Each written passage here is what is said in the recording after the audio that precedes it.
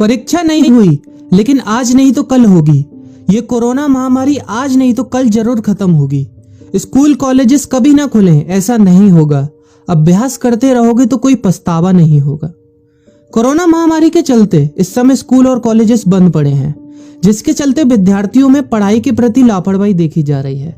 इसी को देखते हुए मुंबई के एक स्कूल में हमारे पुराणों में लिखित एक कहानी सुनाई गई और विद्यार्थियों को इस कहानी के जरिए एक मैसेज दिया गया, एक सलाह दी गई।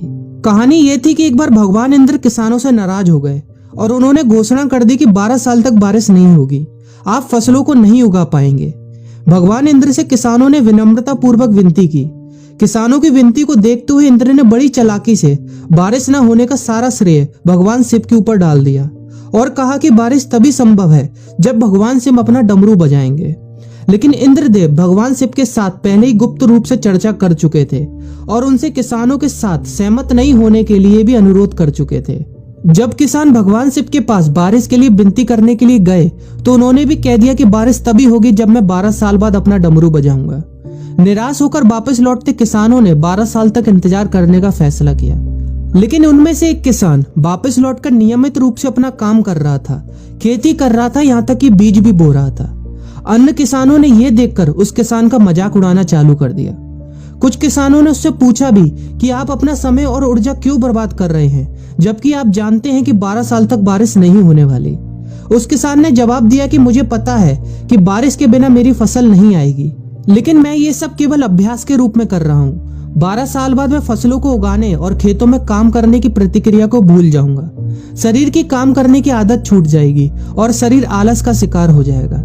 इसलिए मैं अभ्यास करता रहता हूँ कि जब 12 साल बाद बारिश होगी तो मुझे काम करने में मुश्किल नहीं होगी। जब इस किसान की यह बात पार्वती जी को पता चली तो उन्होंने भी चिंतित होकर शिव जी से कहा, आप भी 12 साल बाद डमरू बजाना भूल सकते हैं। यह सुनकर भगवान शिव भी चिंतित हो गए, इसलिए कहीं वो डमरू बजाना भूल तो नहीं गए, इसकी जांच करने की सोची और अपना डमरू उठाकर बजाने की कोशिश करने लगे।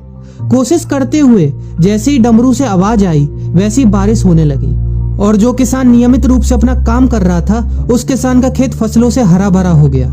लेकिन बाकी सभी बारिश का इंतजार करते किसानों को पछतावा हुआ, क्योंकि उन्होंने अभ्यास करना भी छोड़ दिया था।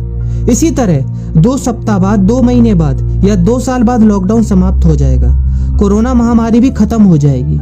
इसे घूरने या इस महामारी के खत्म होने तक का इंतजार करने से बेहतर है कि आप जिस कक्षा में हैं या जिस अगली कक्षा में जाने वाले हैं उसका अध्ययन करें। पुस्तकों का अध्ययन करके अपने कौशल को तेज करें। आपके पास जो ज्ञान है उसे और बढ़ाएं। इस समय का इस्तेमाल करें और ये सोचें कि आप और भी बेहतर कैसे कर सकते हैं, क्योंकि डमरू कभी भी बच सकता है। इसलिए अभ्यास करते रहें। अभ्यास ही गुणवत्ता का सार है। अभ्यास ही है जो आपको किसी भी क्षेत्र में पूर्ण बनाता है।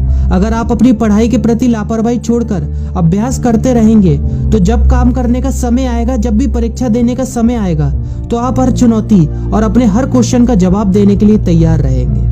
अपना ध्यान रखें और अपनों का ख्याल रखें, क्योंकि कोरोना भी गया नहीं है। घर पर ही रहने की कोशिश करें ताकि आप भी और अन्य भी सुरक्षित रहें और नियमित रूप से अभ्यास करते रहें, क्योंकि डमरू कभी भी बच सकता है।